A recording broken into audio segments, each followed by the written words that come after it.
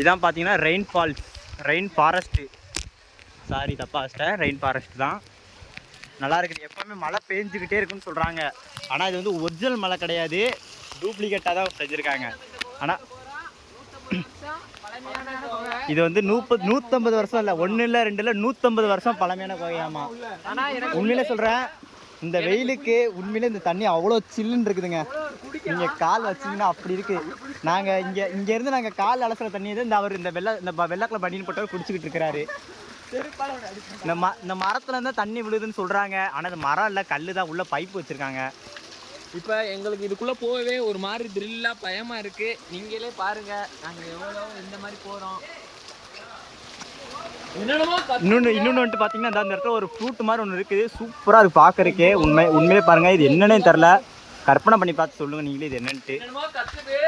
இந்த இடத்துல வந்துட்டு நீங்கள் பார்த்தீங்கன்னா வபாலாக பறக்குதுன்னு நினைக்கிறேன். இதோ இந்த இடத்துல ஸ்டிக்கெல்லாம் வச்சுருக்காங்க வபால் அடிக்கணும்னு சொல்லிட்டு.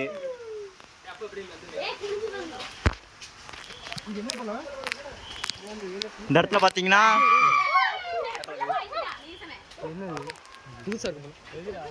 இந்த ஃப்ரூட்டு டிஃப்ரெண்ட்டாக இருக்குது.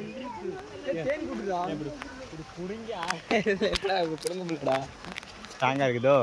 இதுதான் மூங்கில் மரம், ஒரே மரம் தான், ஆனால் பல தண்டு விட்டு வளர்ந்துருக்கு.